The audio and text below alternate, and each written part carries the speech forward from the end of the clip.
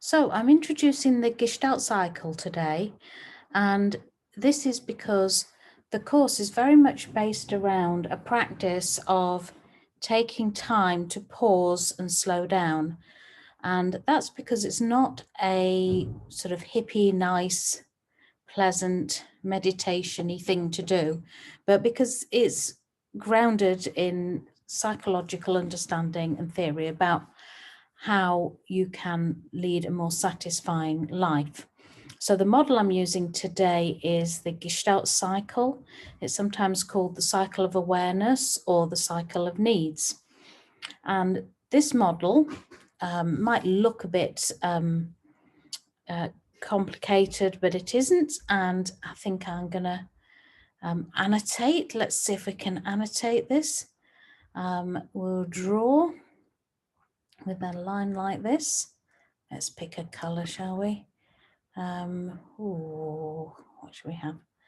A blue. Right, so we're starting to look at how everything that we do and all our behaviours are based around fulfilling our needs, because we're self-regulating organisms. We're human beings who are always trying to fill our needs, even if someone's behaviour seems weird or odd. Somehow it will be something to do with that person trying to fill their needs in the best way that they are resourced to do. Okay, so we begin with sensation here.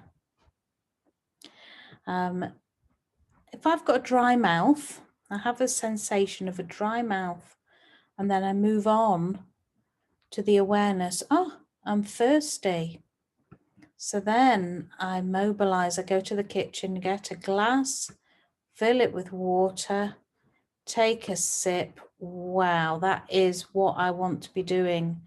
I'm fulfilling my need here. And at this point, I'm satisfied. The need has been fulfilled. I don't no longer need to do that. So then I withdraw and I become empty here.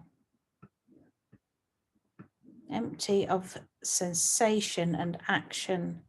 And this makes space for me to feel the next sensation. So I feel a rumbling in my tummy. I'm hungry. I'll just nip into the kitchen again, make a sandwich, and I'll put some cucumber in there. And then, oh, brilliant, excellent sandwich, completely full. I'm going to leave some of that, withdraw, and then back into this empty stage here. Again, ready for the next sensation. So that's how we work with our needs.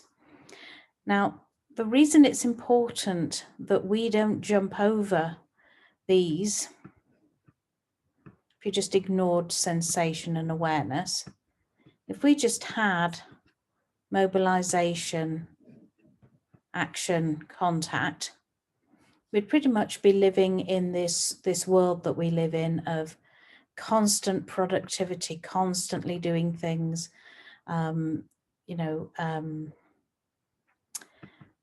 constant materialism, really, and summer energy.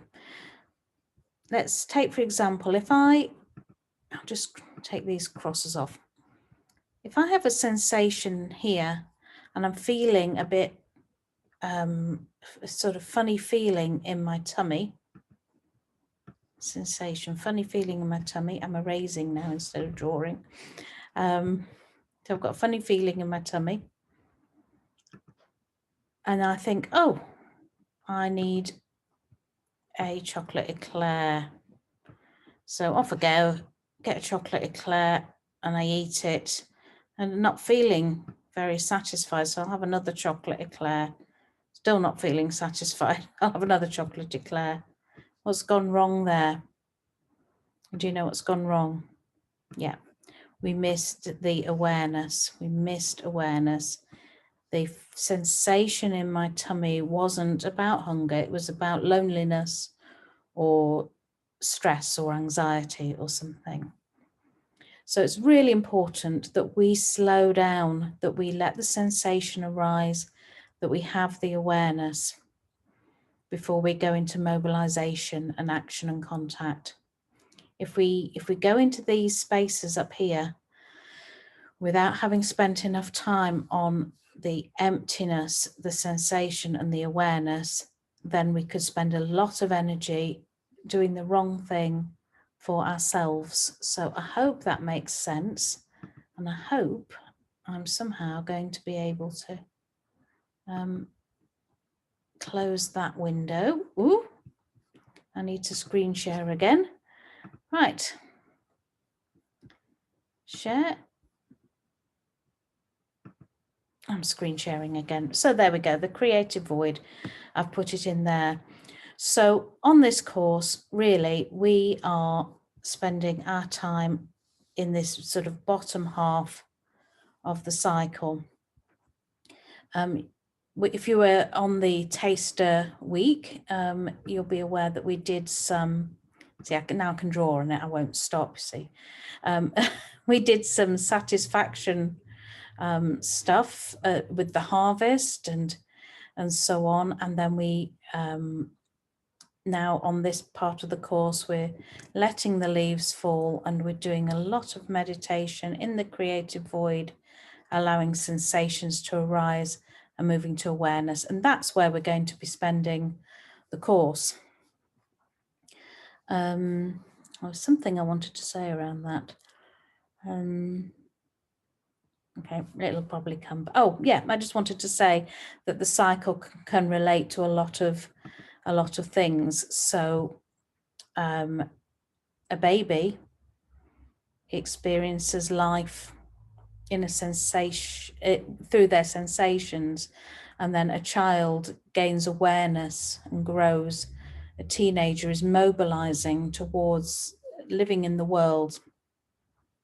Action is, you know, is the adult's engagement with the world, making their mark in the world, and contact is really where a lot of us are right now, which is, you know, we're doing our thing. Satisfaction comes around, you know, later in life as we begin to retire and wind down into withdrawal, and this would be death here, the void, the nothing. So you can see it fits to a life cycle. You could see how it fits really to a season. So here we are, you know, harvest, dropping our leaves, going within, new buds, new growth, the fullness of leaves. Or you could have it as a breath.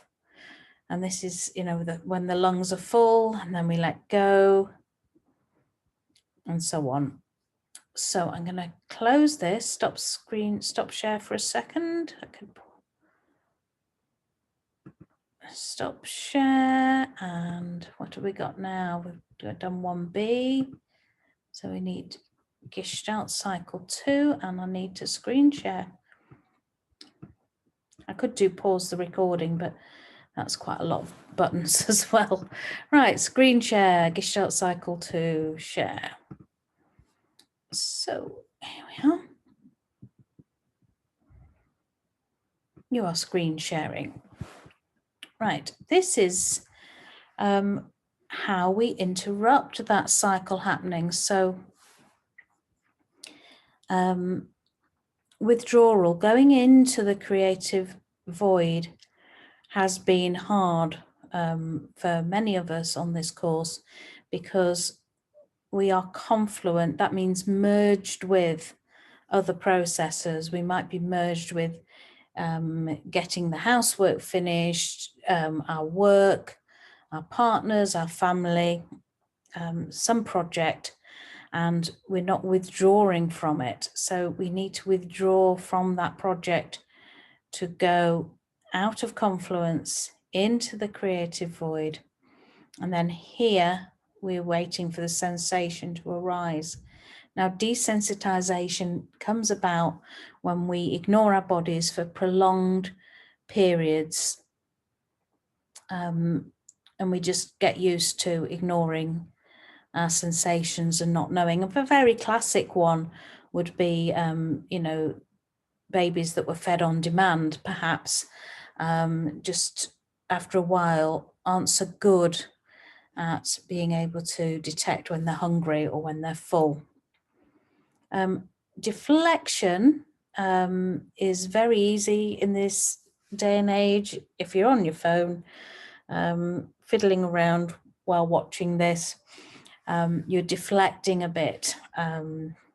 That wasn't to tell you off, that I'm just saying that's the most visual way I can see when I'm deflecting from things. We just get distracted. We're more interested in other people's problems than our own. We think, oh, I'll straighten up the bookshelf, or I'll tidy the kitchen before I listen to myself. So we're really paying attention to the ways in which we can regain sensation, regain awareness, and to be looking out for those interruptions to contact with ourselves. Desensitization, deflection, confluence. What's introjection? Introjection is what we've been looking at this week, which are all those rules that we've swallowed whole, that have gone in without our discernment, without our choice, and we just automatically do them. So if you think about a rule we've probably all swallowed as children, is that when you come to a busy road, or any road, in England anyway, we look right, we look left, we look right again. And that's gone so deeply into our system that even if you were crossing an empty road or a closed road, you would find that your head would start to move from right to left, just in this way that you've been taught all your life. You swallowed it at a young age, and it's so deep in your system. You will still do it because you've got an introject about looking right or left. Now, that's a good, useful introject. But if you've got an introject about don't show off, don't make a fuss, don't cry, and so on, you can see that becomes a problem. Don't be selfish, don't think about yourself, or think about everyone else before you think about yourself, and so on. Those are the introjects that can stop us from mobilizing. So on this course, as I've said, we're not really going to be looking at action and contact, and satisfaction we looked at in the harvest time. We're really looking at this part of the cycle. So let's stop for a sec. I can pause share. Let's try pause share. Your screen sharing is paused. Can I get rid of this one? And I don't need a Zoom thing. Right, where were we up to? We had done 2B. What's 2B say? Oh yeah, right, let's go back to screen share. Where are you?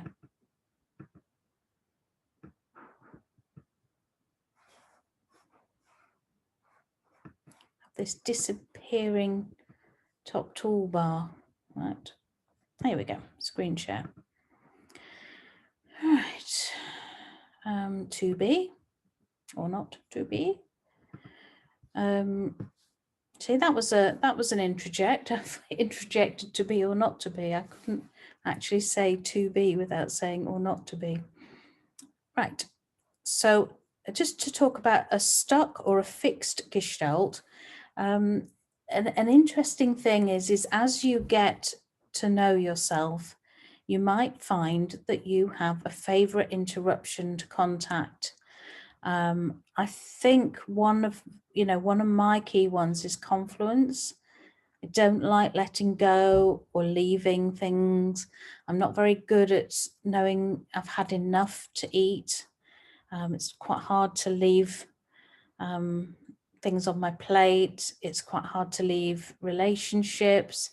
it's quite hard to stop work and so on. So because Confluence is one of mine, I can see that that pops up in all sorts of my cycles within my life. And that prevents me going into the withdrawal and the creative void. So it's really helpful to know what your thing is. I suspect a lot of you are deflectors, busy people. And I think there's a lot of you who are introjectors. Don't do that, you can't do that, don't be embarrassing, etc. Okay, so if you begin to notice what your favorite sorts of interruptions are, you can see it operating in all sorts of ways in your life, whether it's writing a book, singing a song on stage, or simply just reaching out for help or support. So I'm screen sharing, that's good. Let's see. It still stops, that's 3B. Let's see if I can find 3, and then I will screen share again.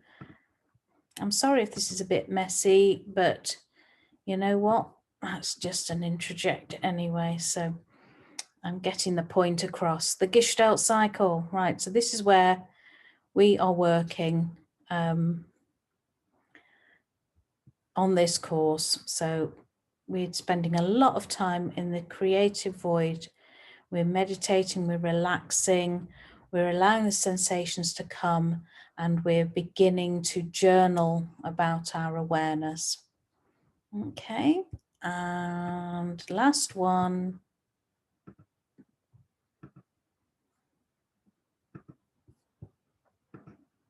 I can't remember what I've put on these, you see. Okay, I think that's it. I can't think I've got anything else to say. I'll probably think of something afterwards. So, oh, maybe this was just to show you the lovely Gestalt cycle in all its fullness. So let's enter full screen. There you are. So maybe you can think of different ways in which the Gestalt cycle applies in your life. Maybe you can be watching it today, and don't worry too much about working out how you interrupt that. I just wanted to explain why we're spending so long apparently doing nothing, and that's because we are unlearning that constant contact, that constant busyness that happens up here. Of course we want to mobilize and take action in our lives, but if we get it wrong here, and we might be following somebody else's dreams. Okay, I think it's time I stopped talking. There's a little box here that says talking Miriam. Okay, so let's see if I can find stop record. Stop recording. Thanks for listening.